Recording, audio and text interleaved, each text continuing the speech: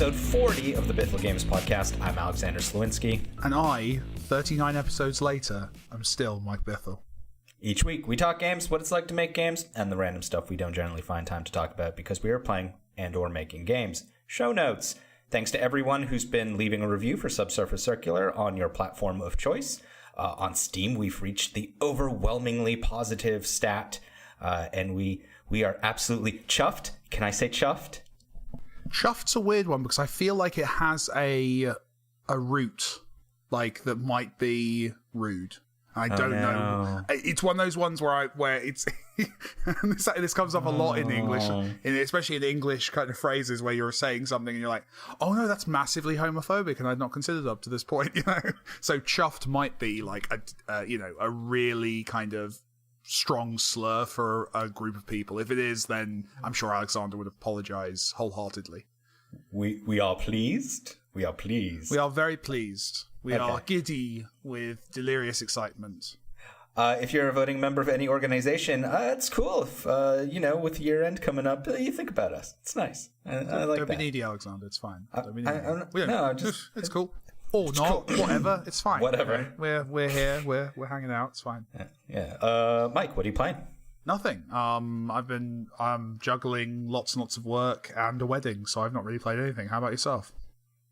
You played the Creed. I played an hour of Assassin's Creed with you watching, and it was the weirdest. Like, because you'd not seen anything of Assassin's Creed, and I did not give you a good demo of the game. And I ended up watching Far Cry Creed. Yeah, there's a level which, I don't know, spoilers, I guess. We won't go into it, but like, no, we don't have to talk about it. A surreal boss fight, which was completely out of keeping with everything else in the game up to that point, and was interesting, but was definitely not the mission I would choose to kind of show someone to introduce them to what Assassin's Creed Origin gets right. Yeah, basically, if you've played any of the last 2 Far Cry games, or 3 Far Cry games, because no one ever remembers Primal. There's Ubisoft, yeah. there's always that drug scene now. Not drug scene, multiple drug scenes, multiple tripping. So there is an interesting stylistic choice in Origins where they do some kind of magical realism stuff. But that was definitely, and that's been throughout the game, but that was definitely a moment that was super weird and was, yeah.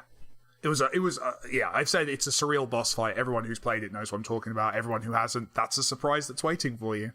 How about yourself? I played Battle Chef Brigade. Oh yeah? How'd you get on? Loved it.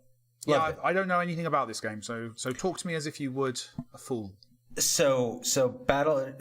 Oh, God, such an opening right there. You get one a year, this is it, so use it as you will. No, we're professional colleagues. I think of you as a friend, Alexander. That's kind of dark. Horrible for you to find out. We have to do that podcast thing, right? We're all friends. No, wow. Excuse me, listeners. I'll be back in about 5 minutes. I'm just going to go and have a little cry. Alexander, while I'm gone, why don't you explain the game Battle Chef Brigade? So Battle Chef Brigade by Trinket Studios is if you've ever seen an Iron Chef style show, so one of the Japanese cooking Colosseum shows, it is that in a fantasy setting. So you have to you're in basically a kitchen Colosseum. You have to run out of the Colosseum, kill monsters, take bits of those monsters, run back into the Colosseum, cook those monsters up through a Jewel Tetris style mini game, pass between essentially several sort of cooking pots and chopping blocks and all that type of stuff to make the best meal possible, and then you serve it up to the judges who have their particular tastes and desires, and then the judges judge you on your food, and you win or you lose. So that's the sort of core loop. But while that's all going on, there's some pretty good writing, or really unflinchingly joyful writing. Like it's a feel good game, and it never really stops. Like, even when someone's being a jerk, the person who responds to them is upbeat and friendly. Okay. And like, yeah.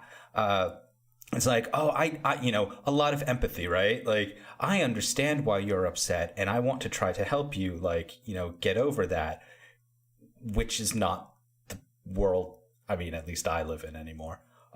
So yeah, it's a really, you know, high spirited game, and it doesn't stop. And yeah, I completed the entire, like, I basically, it's not short. I definitely wouldn't say it's short.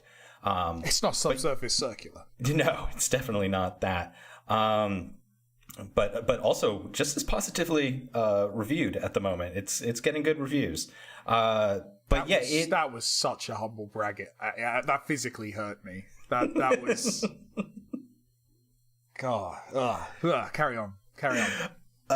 So yeah, it's now I completely forgot my train of thought. It's been very well received. It's been very well received. You wouldn't call it short, but no, I kept playing it until I was done, and it took me a few days to do that.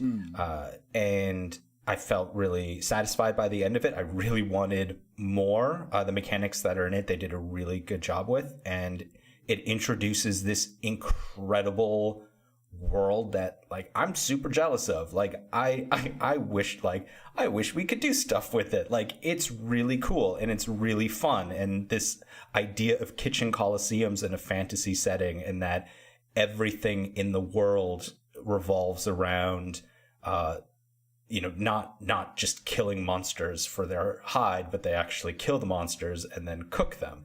Oh, it sounds like the anti-Mike game. Sounds like everything I wouldn't like, which makes me intrigued to play it. So I'll have to well, there are vegetarian recipes in there as well, so you could do that if you wanted to. But yeah, it's full of joy. It feels really good. Not for the monsters. Well, they're monsters. That's the problem. That would be the problem if I was to design a game like that. I would make a harrowing 8-hour epic about the food industry and morality. I'd ruin it. Well, it's also fascinating because there's the Battle Chef Brigade, but then there's also bakers. So, like, there's this whole entire, like, other thing that we never get to see that has to do with the bakers as well. Oh, that sounds quite fun. That's a nice idea. Just kind of extrapolating out the world. That's nice. Yeah. The world definitely is big and there's stuff going on, but you are exploring this, you know, very specific moment in that world, and they do a really good job of keeping the focus there for the most part, and going over all this. And then the characters are also interesting because it is a very diverse cast, and you definitely don't see these types of characters in games very often, especially with anime influenced games. Like, when you think of anime, dear listener, when you think of anime influenced, what are the proportions of the characters that you imagine in your mind? I'm not going to say anything there. I'm going to let your mind do the rest of it. And that's not the way these characters are designed. And with that, Alexander got the most thumb down video on the Bithell Games channel on YouTube locked in. I didn't say anything. There are going to be some very angry anime avatars in our comments. How dare you? I for one, Alexander, think that there's a very interesting diversity to the anime world, and there's lots of really interesting up-and-coming voices in that world, and I think it's unfair for you to play into old stereotypes and assumptions about the genre. Sure. I would like to distance myself from the comments. From what is about to happen to me? If Alexander was my friend, I'd stand up for him, but as we're only work colleagues, I will be backing off and separating myself from the situation.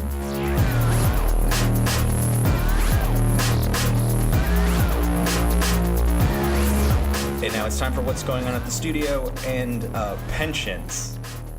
Yes. Really? Do we get to talk about pensions? We get to talk about pensions. Fantastic. God, just let me sit down and take a swig from this warm, hot cup of cocoa.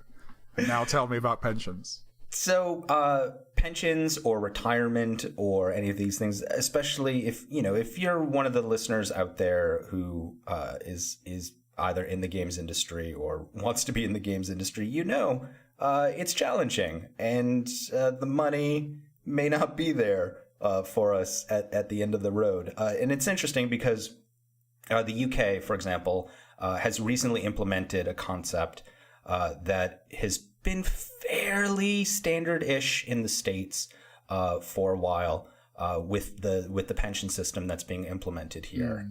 And essentially what it is, and bear with me here. That's going to be the subtext of the next 10 years of Britain, isn't it? Is Britain has just done a thing that the American system has been doing for some time. That's the inevitable outcome. Yeah, so there's going to be a lot of things that we'll see in the UK when it comes to repeating things that the States did in terms of putting the responsibility on the individual rather than having positive spin to put on it. I'm not making a judgment one way or the other. This is merely the way things are going to play out over the next, several decades if the UK continues in this way. Anyway, the point is that the UK has introduced pensions in a way that is very similar to what the States has had for a long time.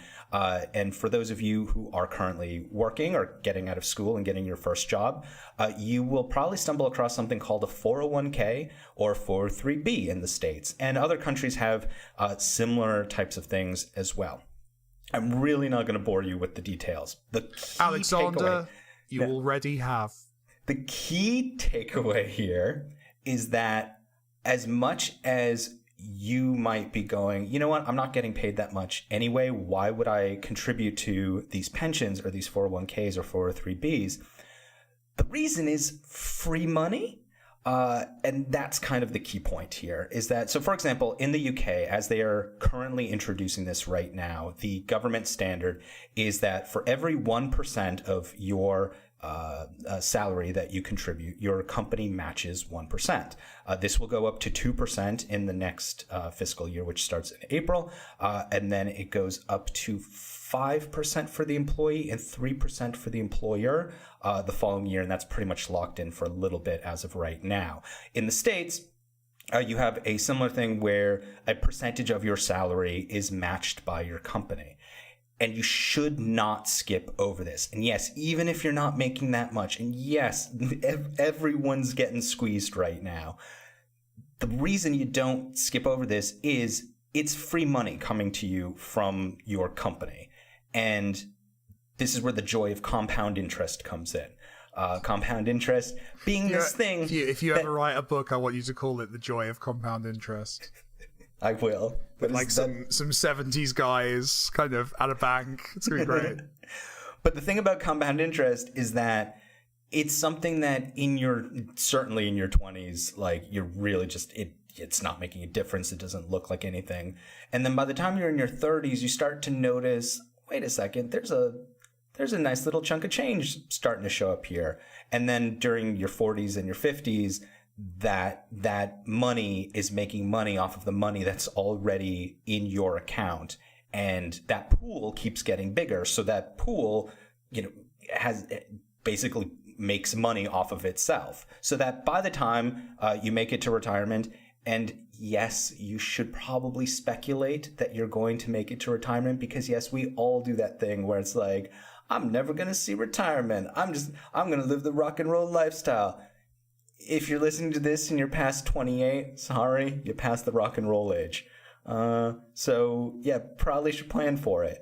Anyway, that is my short thing on pensions. Whether you are in the UK or whether you are in the States, if you are part of any type of company or your company is forced to match whatever money you put into a pension, put that money into the pension, because it is free money that is coming to you from your company that will make more money over time. And then hopefully you won't have to rely on the government to live in retirement, which frankly, as many Americans learned generations ago, that's not going to be there for us. It's just it's not going to happen. You have to take care of yourself. But in other countries, there is still this idea that the government will take care of you, and this is just an insurance policy against that.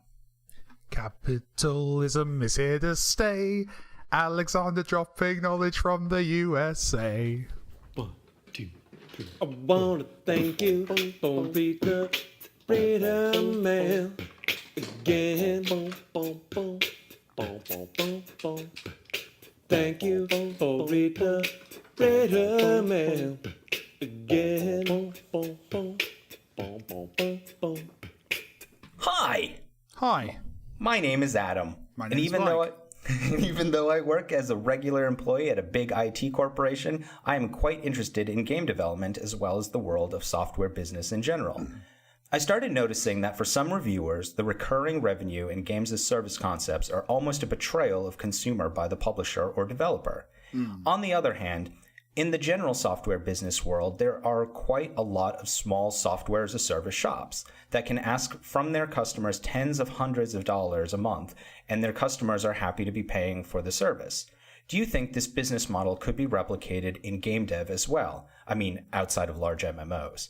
Because wanting recurring revenue makes so much sense for the business from this business standpoint. Other interesting issue to tackle is the perception of different price points. As a consumer, I really dislike the $100 special editions with bonus content, but it never bothered me that a service I have for $5 a month, the corporation I work for probably pays $50 per developer per month. Is this something that game dev biz could replicate, or is this about some irreconcilable difference about selling to businesses and selling to regular consumers? I understand that, of course, there is a difference because when business pays for a better tool, the payment is usually tax deductible. Ooh, good businessing right there. And the better tool probably would earn its upkeep anyway. But I still somehow think that this flat recurring rate might be better than the current state of AAA Skinner boxes attached to gashapons? Gas happens? Gasha, it's loot box, like random drops that you pay for. Gash, it's called, they're a term from, that's the original term for them. Gasha, I can never pronounce it right. Gashapon or Gashapok or something. Yeah. Huh. Them. That loot boxes, basically, loot boxes is what he's avoiding saying, yeah. Thanks for the insight. Love the show. Adam. Sorry, I'll get comments if I get this wrong. Loot boxes are a specific type of that. It's like saying loot boxes are to that as Siamese cats are to the cat family. Like, it's a specific example, but yes, that's the popularization he's talking about. Where do we want to start on this? I'll take a running jump at it. Okay. The answer is everyone kind of, or a lot of people in nice suits are trying to make this happen very, very quickly. There's the big difference between business purchases and private purchases is people don't think about efficiency in terms of their entertainment. They think about value. When I'm making, we had this conversation today. I just upgraded my computer. Me upgrading my computer as a punter it's like a treat. It's a special Christmas present, so I can play some new games and it's worth it and it's this and that.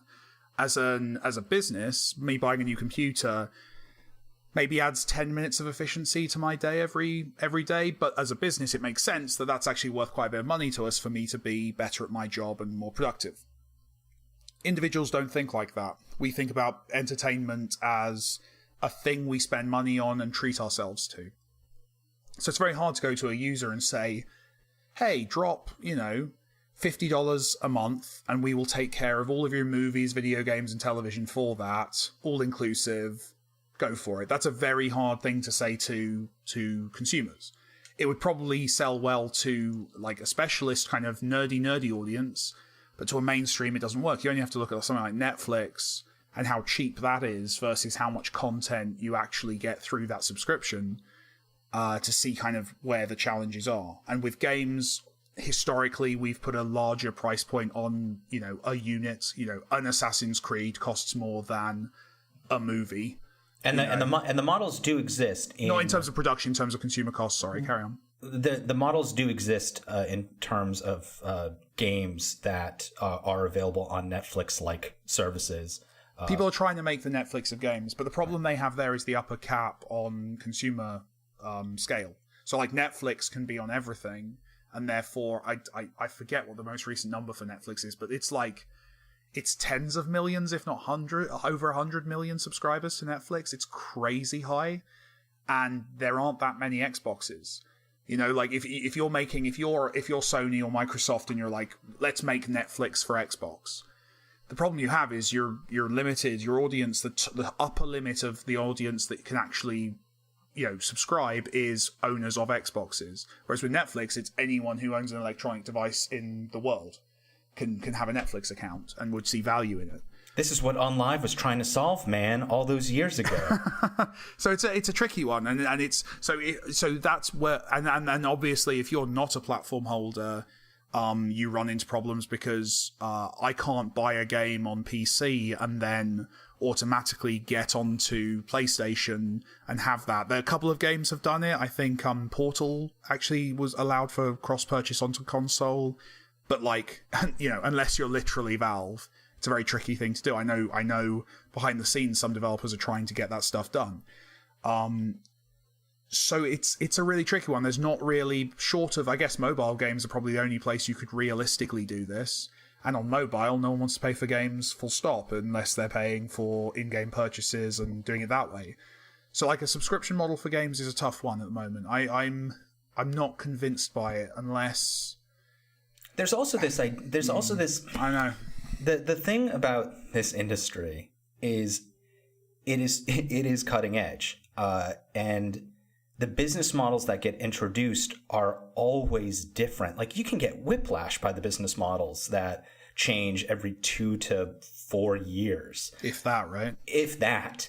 And this is I like this question because it's interesting, because it's been playing around with a concept that I'm sort of trying to adjust to and see if there even is an answer to it. Because when I think about games, people who listen to this show, are they're either players, they're devs. People are interested in this industry, and that interest allows for, and I saw this on Twitter over the last couple days, where there was discussion of payment, right? Of salaries. And salaries are lower in the games industry compared to the rest of the tech industry. Always have been, likely always will be, simply because it's a job people want, and young people will always drive the price down, unfortunately, on that. And there it is. Like, it is so fast moving, and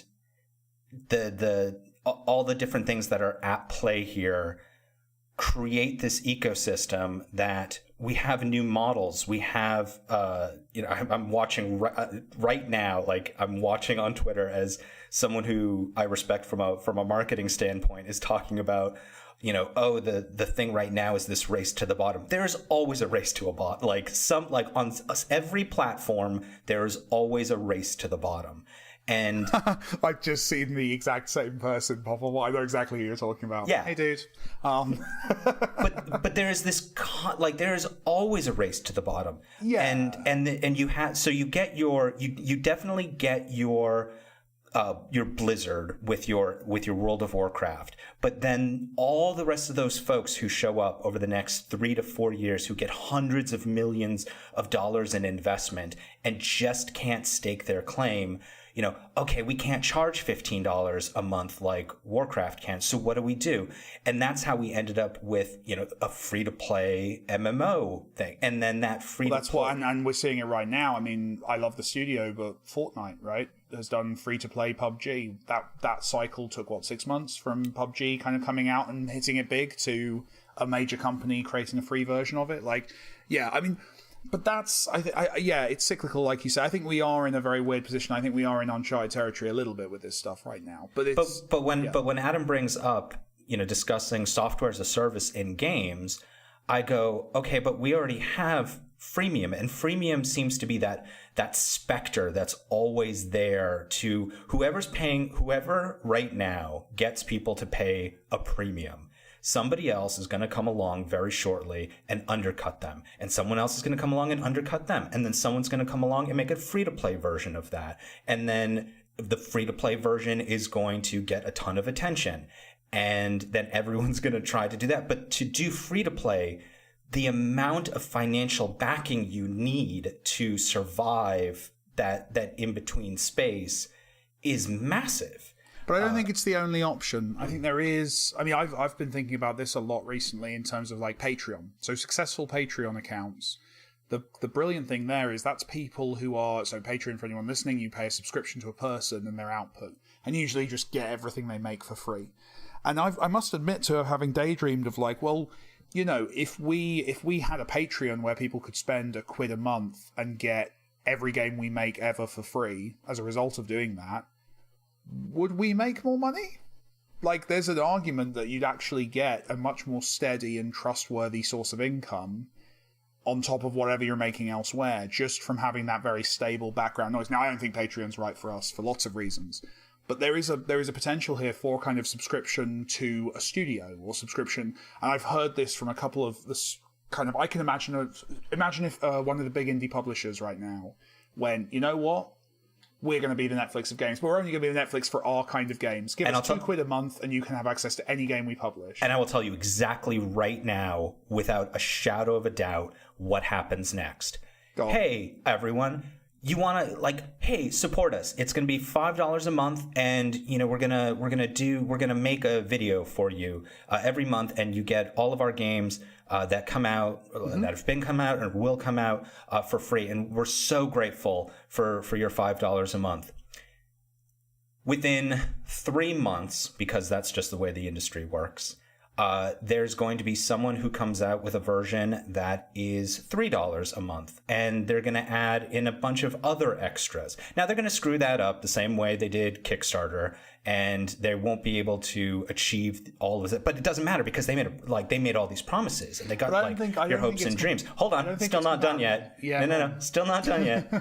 Then shortly after that, you're going to have the $1 a month group. And then at some point, you're going to get your mega publishers who will notice how this is working, and they'll be able to drown everyone else out. And then we'll have to move on to whatever the next model is. That's the thing. We're constantly moving on to whatever I agree the next with you model that there is. I do agree with you that there's motion, but I don't think that. I think what you're describing there, that kind of race to the bottom that you just described there, that's different publishers doing it. I mean, Jim Sterling isn't lowering his Patreon costs. I don't know how long Jim's been doing this for, but like they are.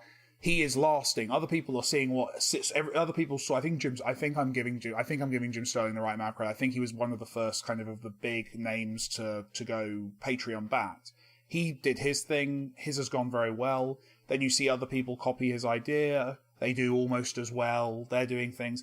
I'm not sure it's as fast moving as you think it is in that respect. I think there is a potential for kind of studios, and there are smaller indies who are keeping the lights on by doing, or at least, you know, supplementing their income by doing patrons. And by the way, I'm not pitching this as something for us to do. I just think it's an interesting model that I can see emerging right now. But you couldn't make a video game a day. If you were doing the Mike Bithell show. No one has to. Has to. No, sorry, you don't have to. You do. So, okay, let's continue to talk hypothetically, because I'm definitely not pitching this as an idea for us. But let's say, a lot of these Patreons are like one thing a month. So if we did, you know what, we are going to, as someone who subscribes to our Patreon for, let's say, $5 a month, you get, you know, some months I'll do like an hour long AMA or something privately for that group. There's, you know, we do videos maybe, but it's not creating content daily. It's not, there's people who are doing this and they're just making content like once a week, a couple of times a month, something like that. We could definitely do. And then, yes, you get Subsurface Circular for free when it comes out, or whatever our next things are. That's a model like I'm genuinely expecting, not someone like us, but I'm thinking either a studio that makes stuff quite often, or a publisher that has very, very cool games, and lots of them. I could see a Tiny Build doing this, for example. I could see Tiny Build doing a 5-month... By the way, I have no inside knowledge. If they announce this tomorrow, I'm going to look like a soothsayer. And I did just spend a lot of time with the Tiny Build guys over the last couple of weeks. Honestly, Alex, if you go ahead and you do this, I want 5%. That's all I'm saying. But seriously, imagine if Tiny Build do. So Tiny Build... This is just going off on one now. This is no longer a podcast. It's just me and Alexander having a chat. Tiny Build does a thing where they do like $5 a month. You get you're a tiny Build VIP Gold fan, right, or something like that, and you get a little pin. You get a little pin, and forget the you get everything we've ever made thing. That's overkill. But every month, for your $5 subscription, you get something from their back catalog, a Steam key for it, and you get and there's like a video updates they're doing, and they're just kind of every month just dropping little tidbits in your inbox. I think they do quite well at that. I can't believe you're bringing back the Mickey Mouse Club. I am. No, but you know what, dude? It's it's time. No, you're right. The AAA industry just brought back football stickers, so right. like I'm not. I don't think I'm. Do you have that in America? The collectible. I guess you have baseball cards. The same idea, right? I remember blind bags of like bits of paper, right? I remember in Germany when I was a kid, you would get these things on the top of Nutella. Like whenever you bought Nutella, there would be like a sticker, or there would be a tracing, 3 circles that you'd have to put together, and you could trace something on it. It's or you're prizing your cereal box. Oh no, right? in the UK. So this is something that I don't think exists in America. I assume it probably does exist in Europe as well. But like you would have when I was a kid, you'd buy sticker books, which were these blank books with like rectangle spaces in them, and then you would collect blind bags of like 10 stickers in like a foil bag, and you'd open it up and you'd get the stickers and you'd be able to stick them in your sticker book, and the goal was to fill the book, and you would trade stickers. It's kind of an early Pokemon. It was Garbage Pail Kids.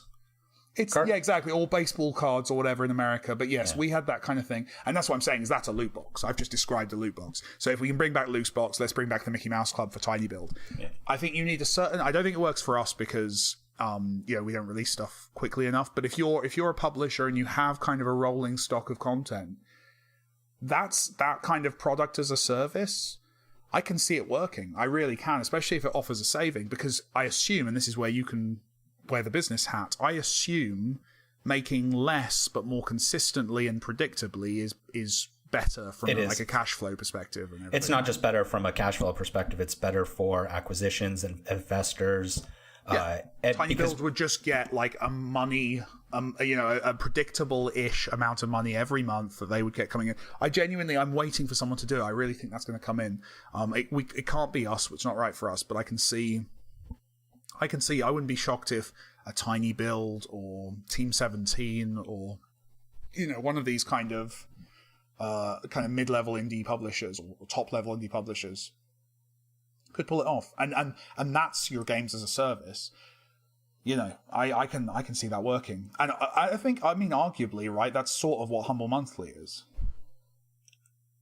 Ish, and I still say even if you had the most brilliant Mickey Mouse Club, it's still within 2 years, 3 years going to become a problem in the industry, and you'll have to move on to the next thing. That's true of everything. That's true of, especially. But that's not all entertainment industries, right? If you're still selling DVD, if you're a film company and your primary business model is DVDs right now, you're screwed, right? Like there's always a new thing in entertainment. But not that fast. It's the speed. It's the speed in which we have to deal with these things that makes Adam's question so great, because he is right from a business perspective. Any type of standardized revenue, standardized guaranteed revenue is without a doubt the best way to go, because every investor, every stakeholder, every stockholder, everyone who is involved from a business perspective gets to go, okay, over the next year, this is what is going to happen, which is really what business people like to see. It's why you see so much anxiety right now in, not just the video game space, but the global markets, right? And God, I don't want to bring Brexit up right now, but let's just toss it in there for a second. Like, that's what makes people nervous about Brexit. It's not that Brexit is happening. It's that, what does this mean? Unpredictability in the marketplace is what... Right.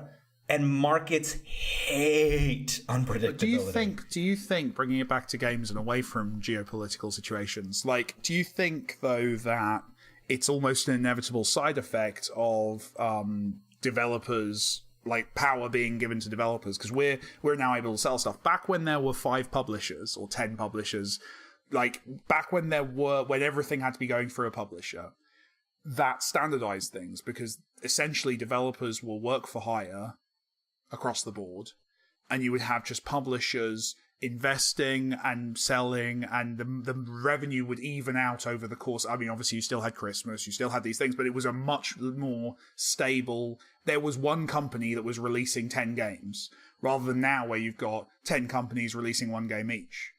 Like, I wonder if that was a stabilizing kind of influence, having publishers, for better or worse, and actually now, because everyone's hungry and everyone has to walk in and buy a lottery ticket every couple of years rather than having a steady flow of content, like maybe that's part of this.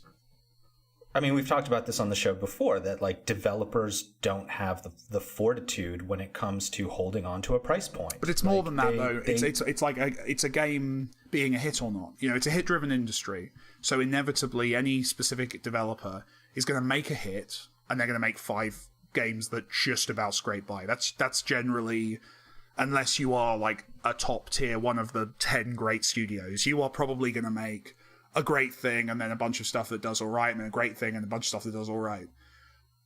What I'm saying is, and I mean that's the best case scenario. What I'm saying is that, you know, that those peaks and troughs are made less important the more games you're releasing. If I had a game coming out every month of, say, Subsurface's size, your chart for sales over that year would be more stable, right? Because you would have launches hitting, you know, different times. You'd have the tails would be overlapping, so therefore you would end up with, in theory, as you move towards infinite releases, the sales just flatten. And that's all I'm saying, is that we are in a more erratic time in the industry because everyone's making, you know, reasonable sized bets very rarely, rather than putting all of those bets into one publisher who can bear the brunt of failures and successes in equal measure. And you're right, but the infrastructure I would need to be able to do even a Subsurface every single month, the costs involved in that and the amount of investment you'd be a publisher, that's my point. But you'd be a more reliable income of publisher. You'd have a better sense of your finances than you do 2 days before Subsurface came out. You did not know what financial position we'd be in today. If you were running emoji shrug. If you were a publisher who was releasing a Subsurface every month, yes, it would cost you more in infrastructure to keep that going, but it's much more predictable, right? It's a safer business you're in because you're a publisher at that point. And I mean, that's the entire point of publishers from a why do they even exist point of view, is that they're a shock absorber for the industry almost, because they bring everything kind of into line. It's very hard, although God knows some people have succeeded at it over the years, to completely mess up a publisher. You know what I mean? Like in a short space of time, you can slowly make mistakes that ultimately lead to a downfall. But like even something like THQ, it took a few years for THQ to fall off the map. Whereas if that was a developer who was shipping 1 game every 2 years, 1 flop and they're done. That's my point. Thank you, Adam, for the question. That was really great. If you got a burning question about games, game development, or just about the complexities of the universe, you can send those questions to us via contact@bithelgames.com. That's contact@bithelgames.com, through the YouTube comments of this show, or on Twitter by pinging @MikeBithell or @Slewinski. Thanks for listening to this episode of the Bithell Games Podcast. We can always use your support, so please provide reviews and 5 stars on iTunes, likes and subscribes on YouTube, and positive reinforcement on whatever other platforms you're hearing this show on whenever possible. If you like our games, you can leave a review there too, on your platform of choice. This podcast was produced by Jonathan Downen. We'll be back next week. I'm Alexander Slewinski. Thanks again, and get in the last word, Mike. Rodeo.